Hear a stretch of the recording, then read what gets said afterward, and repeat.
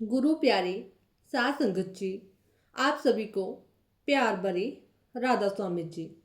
सात संगत जी, 5 जुलाई में बाबा जी ने लंदन में संगत के साथ सवाल जवाब किए और ये सवाल जवाब सभी के दिल को छू जाने वाले थे।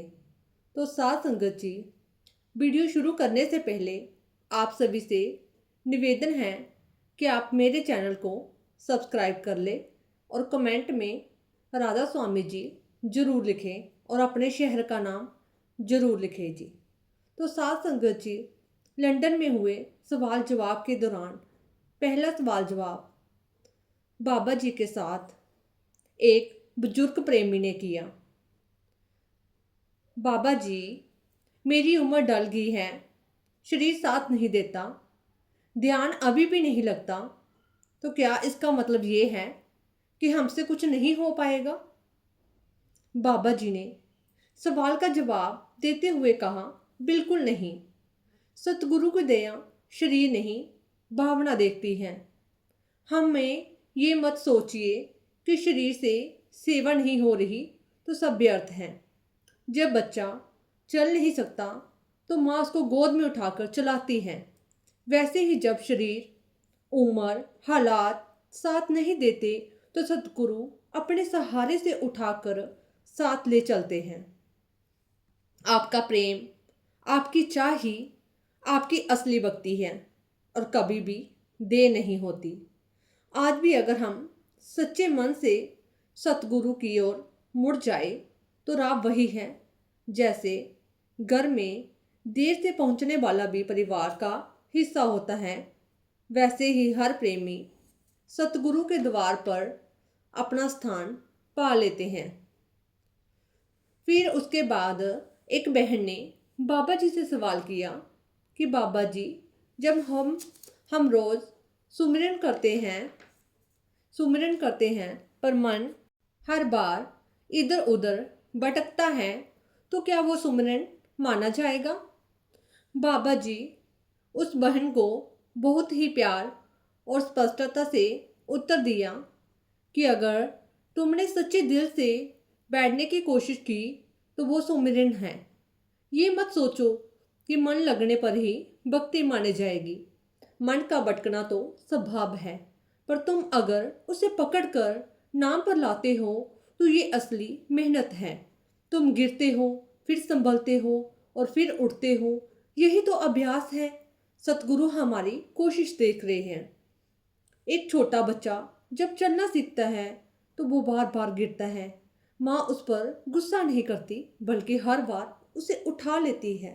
तो तुम्हारा हर बार उठना बैठना, हर बार नाम जपना, हर बार मन को खींचना, यही तुम्हारी सच्ची भक्ति है। फिर तीसरा सवाल एक प्रेमी ने बाबा जी से किया कि बाबा जी, कुछ लोग एक बार में ही भजन में चले जाते हैं और कई बरसों बाद भी वहीं खड़े के खड़े रह जाते हैं। ये फर्क क्यों है? बाबा जी ने बाबा जी ने उस प्रेमी को बड़े ही प्यार से समझाया कि बेटा, ये सब अंदर की यात्रा है और हर कोई आत्मा की अपनी मंजिल और सफ़र होता है।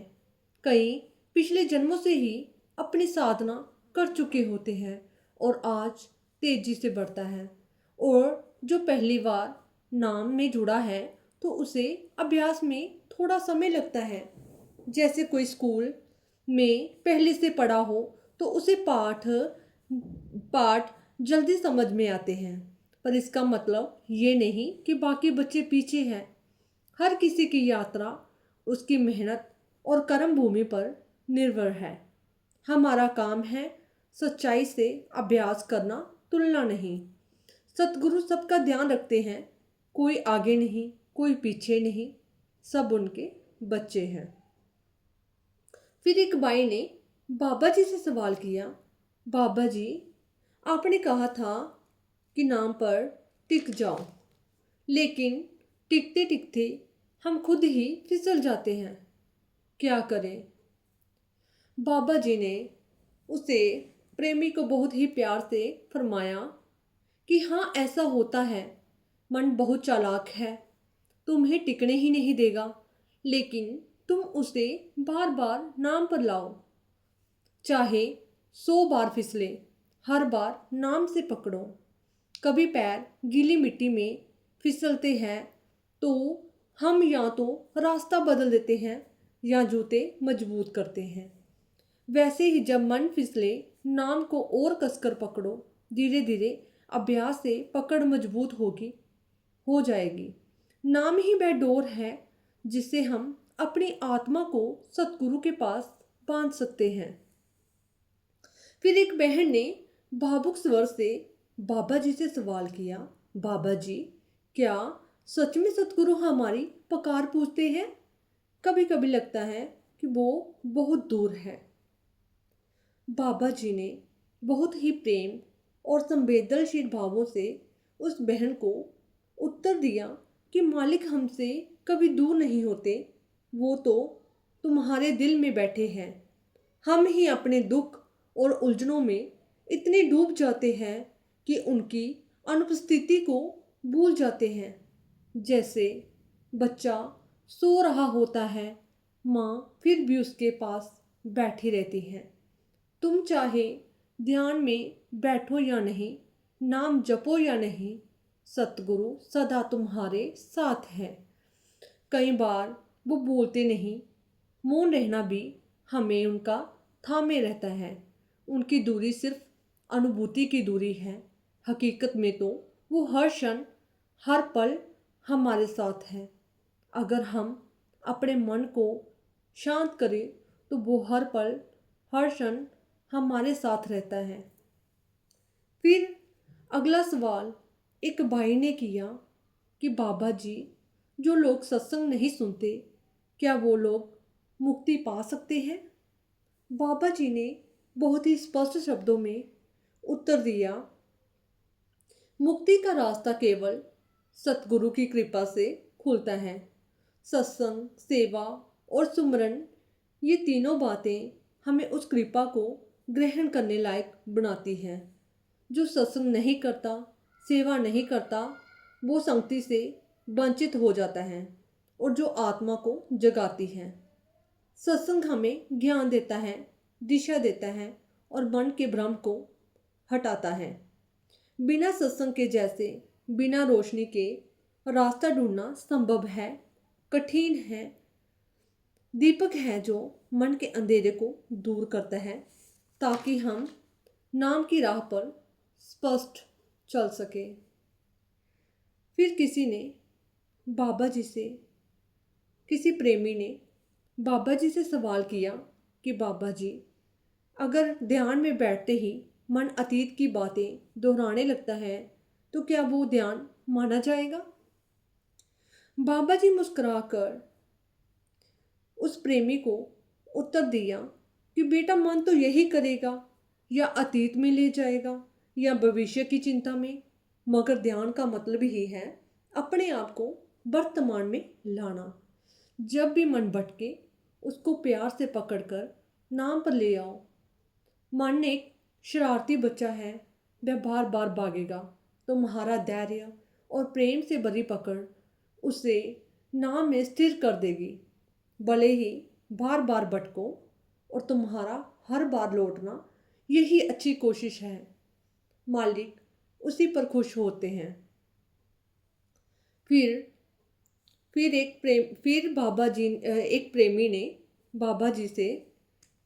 एक प्रेमी बहन ने बाबा जी से सवाल किया कि बाबा जी, जब हमारे अपने ही हमारी भक्ति पर मजाक उड़ाते हैं तो क्या चुप रहना ही सही है?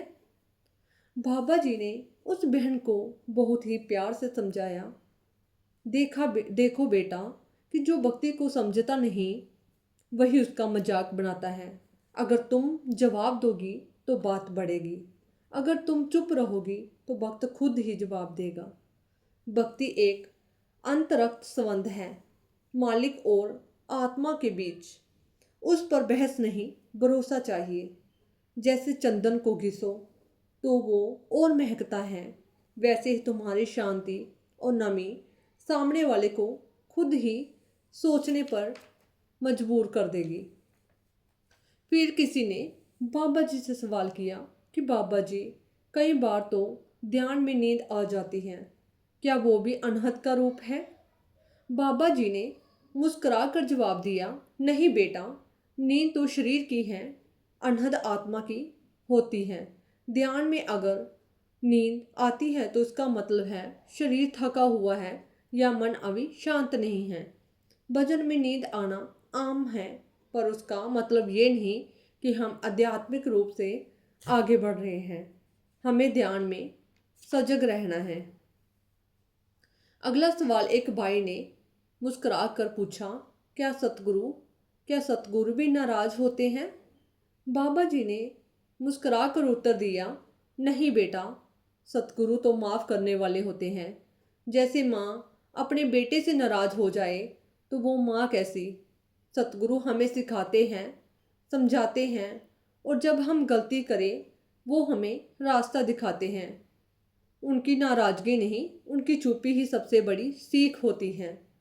जब हम उनसे जवाब नहीं मिलते तब समझो वो हमें खुद से मिलने की प्रेरणा दे रहे हैं। फिर एक बच्ची ने बाबा जी से सवाल किया, बाबा जी, क्या भगवान सोते हैं? उस बच्ची ने बहुत ही मासूमियत भरा सवाल किया है। बाबा जी ने उस बच्चे की मासूमियत देखते हुए मुस्कुरा कर उस बच्ची को जवाब दिया, नहीं बेटा, भगवान कभी नहीं सोते। वो तो हर पल हर जगह सबका ख्याल रखते हैं। जब तुम सोती हो तब भी तुम्हें देख रहे होते हैं। सतगुरु और भगवान ऐसे रखवाले हैं जो कभी आंखें बंद नहीं करते। तुम सिर्फ उनको याद करते रहो, वो सदा तुम्हारे साथ है। फिर एक नौजवान ने बाबा जी से सवाल किया, बाबा जी, कई बार इतनी बेचैनी होती है कि ध्यान में बैठना भी मुश्किल लगता है, तब क्या करें? बाबा जी ने उस नौजवान को बहुत प्रेम पूर्वक स्वर में उत्तर दिया कि बेटा, ये बेचैनी ही तो मन की चाल है।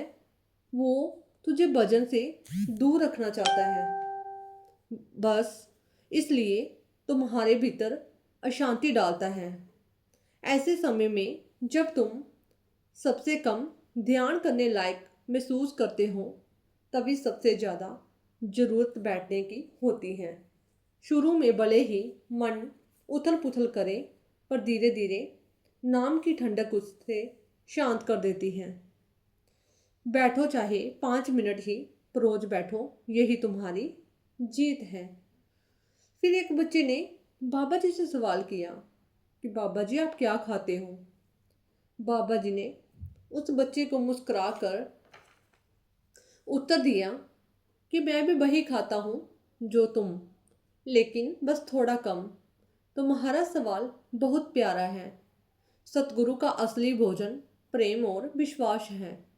जब जब आप नाम से जुड़ते हैं, मन से मालिक को पुकारते हो, तो वही सबसे बड़ी संतुष्टि होती है।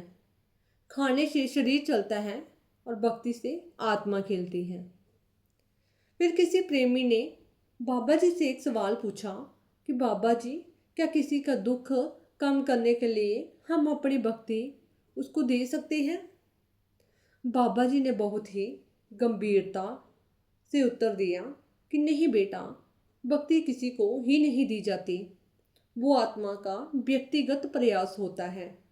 हाँ, तुम उनके लिए प्रार्थना कर सकती हो, सतगुरु से उनकी भलाई मांग सकती हो और अपनी करुणा से उन्हें सहारा दे सकते हो, मगर हर आत्मा को अपना सफ़र खुद ही तय करना होता है।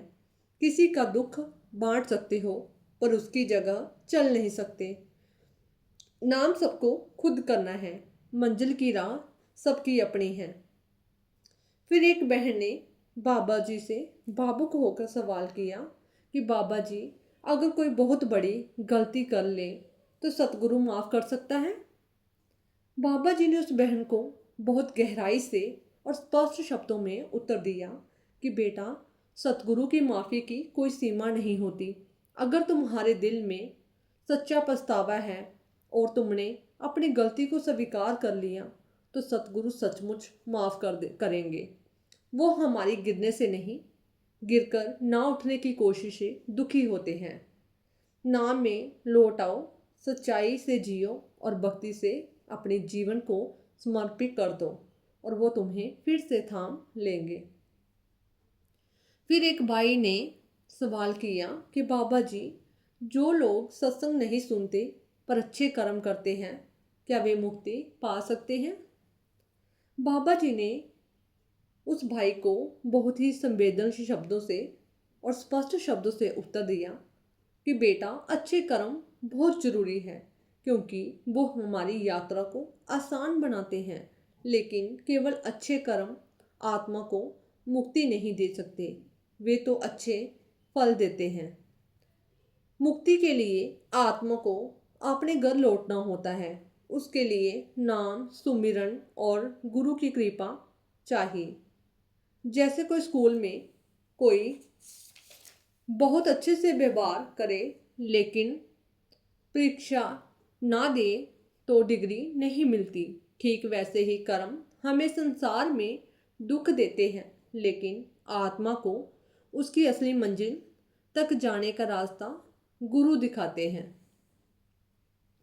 फिर एक बीबी ने बाबा जी से सवाल किया, बाबा जी, मेरे पति भक्ति में रुचि नहीं रखते, क्या मैं अकेली भक्ति करके अपने परिवार को पार कर सकती हूँ?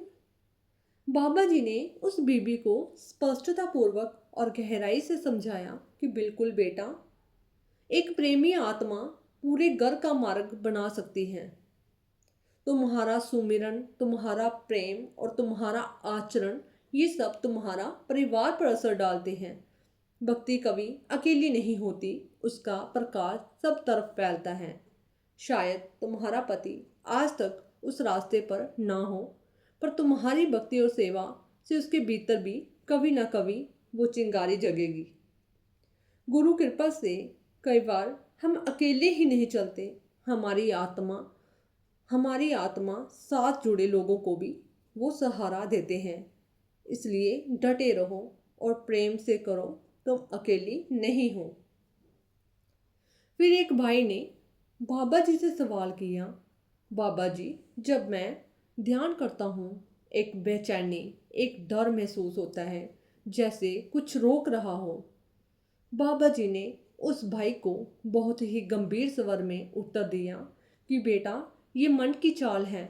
अब आत्मा आगे बढ़ने लगती है तो मन डराने की कोशिश करता है।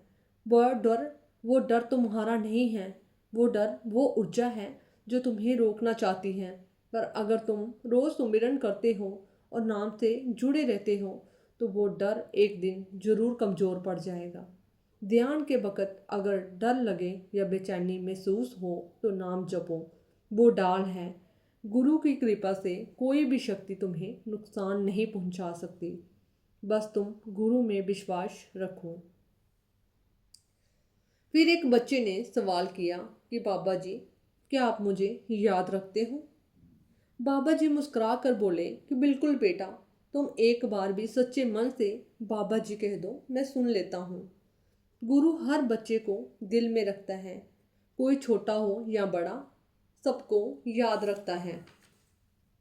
तुम जब अपने दिल से और प्रेम से सच्चे मन से पुकारते हो तो मुझे सब कुछ याद आता है। तुम कहाँ थे, क्या सोच रहे थे? गुरु की याद और प्रेम, ये दोनों आत्मा को जोड़ते हैं। इसलिए जब भी लगे कोई भी नहीं सुन रहा, मुझे आवाज़ दो, मैं पास ही हूँ।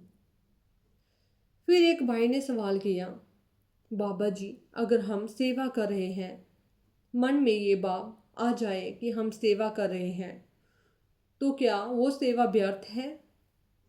बाबा जी ने उस भाई को बहुत ही स्पष्ट शब्दों में उत्तर दिया कि सेवा का फल भाव है, काम में नहीं।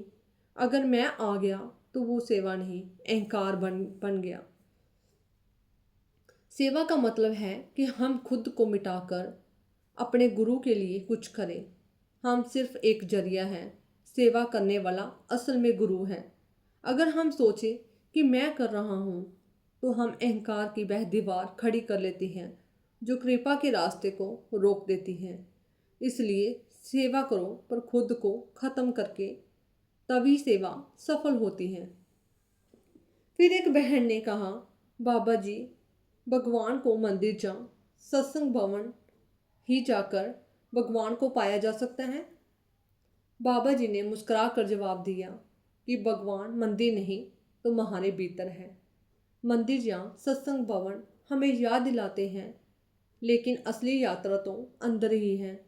अगर तुम प्रेम और सुमिरन से अपने मन को साफ कर लो, तुम्हारा हर क्षण सत्संग बन जाएगा।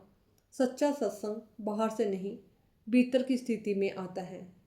मंदिर और सत्संग भवन साधन है, लक्ष्य नहीं।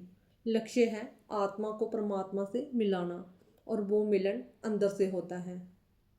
फिर एक युवक ने बाबा जी से सवाल किया, बाबा जी, क्या हमारे पालतू जानवर भी अगले जन्म में हमारे साथ आते हैं? बाबा जी ने मुस्कुरा कर जवाब दिया कि हर आत्मा का अपना अपना सफ़र होता है बेटा। जानवर भी आत्मा होते हैं, लेकिन उनका विकास क्रम अलग होता है। कई बार किसी पशु का हमारी आत्मा से जुड़ाव हो जाता है, और वो प्रेम इतना गहरा होता है कि वो भी हमारे ऊर्जा से प्रभावित हो जाते हैं। परंतु हर आत्मा का जन्म और अगला पड़ाव कर्मों पर आधारित होता है। गुरु की कृपा से जब हमारा हृदय विशाल होता है, तो हमारा प्रेम और करुणा हमारी आसपास की आत्माओं पर भी असर डालता है, चाहे मनुष्य हो या पशु। फिर एक बाई ने सवाल किया, बाबा जी, क्या हमारे विचारों से भी कर्म बनते हैं?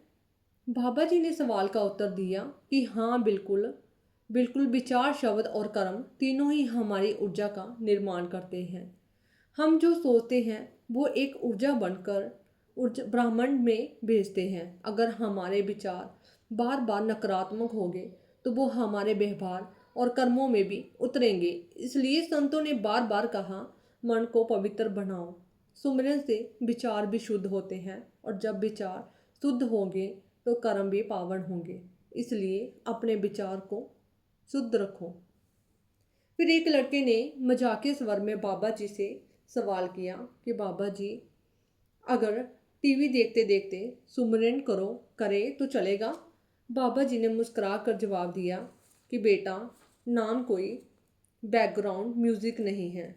अगर तुम्हारा ध्यान टीवी में है तो सुमिरन कहाँ रह गया? नाम को पूरे मन और श्रद्धा से जपना चाहिए।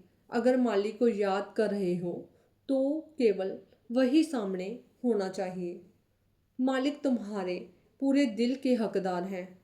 आधा मन देकर रिश्ता नहीं निभाया जाता। फिर एक प्रेमी ने सवाल किया कि बाबा जी, अगर कोई जन्म से अंधा हो तो क्या वो ध्यान में अनहद सुन सकता है? बाबा जी ने कहा, हाँ बेटा, आंखें शरीर की होती हैं, आत्मा की नहीं। ध्यान और अनहद अनुभव शरीर से ही नहीं, आत्मा से भी होता है। जो जन्म से अंधा है वो भी सुमिरन और नाम की अनहद धुन सुन सकता है। मालिक ने सबको एक समान बनाया है, फर्क हमारी दृष्टि में है, उनकी दया में नहीं। इसी के साथ संगत जी, हम आपसे विदा लेते हैं, और संगत जी आपसे हाथ जोड़कर विनती करते हैं कि कमेंट में राधा स्वामी जी और अपने शहर का नाम ज़रूर लिखें। जी, ऐसे ही रूहानी विचार और रूहानी साखियाँ सुनने के लिए आप अपने चैनल को राधा स्वामी आर्य साखी को सब्सक्राइब कर लीजिए, ताकि हर एक पोस्ट की नोटिफिकेशन आप तक पहुंच सके। तो साथ संगत जी, इसी के साथ राधा स्वामी जी, राधा स्वामी जी।